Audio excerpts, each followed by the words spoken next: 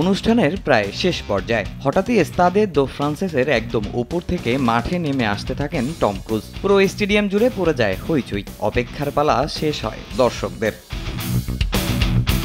অলিম্পিককে বলা হয় the greatest show on earth, তাই এই আয়োজনকে ঘিরে সব দেশই মাতামাতি থাকে তুঙ্গে। সেরা থেকে সেরা করার জন্য মুখিয়ে থাকে আয়োজক দেশগুলো। এবারের প্যারিস অলিম্পিকও দেখিয়েছে ভিন্নধর্মী আয়োজন। তবে বৈরী আবহাওয়ায় উদ্বোধনী দিতে না পারলেও প্যারিস অলিম্পিকের সমাপনী অনুষ্ঠান নজর কেড়েছে সবার।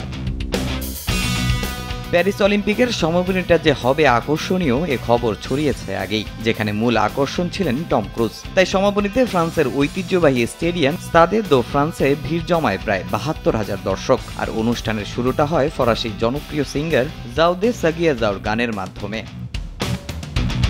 এরপর নাচে গানে একে একে স্তাদে দো ফ্রান্সেতে আসে অংশ নেয়া প্রতিটি দেশের পতাকা। সঙ্গে প্যারেডের মাধ্যমে মাঠে প্রবেশ করেন প্রতিটি দেশের পদকজয়ীরাও।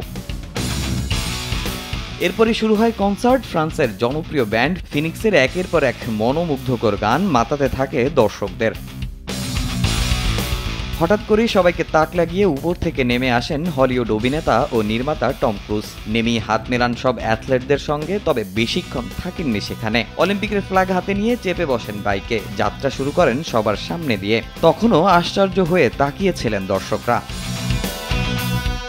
এরপর টিভি ফিচারের মাধ্যমে খোলাসা হয় কারণ। হলিউড কিং অলিম্পিকের পতাকা হাতে চলে যান লস অ্যাঞ্জেলেসে, হস্তান্তর করেন পতাকা। ২০২৮ সালে সেখানে বসবে দ্য গ্রেটেস্ট শো অন আর্থের পরবর্তী আসর। সবশেষ ফ্রান্সের ওয়ান্ডারবয় লিওন ম্যাচার্ড কলড্রন নিভিয়ে দিয়ে বিদায় জানায় প্যারিস অলিম্পিকের। এবারের অলিম্পিক শুরু হয়েছিল গেল ২৬ জুলাই। তামিম হোসেন, সময় সংবাদ।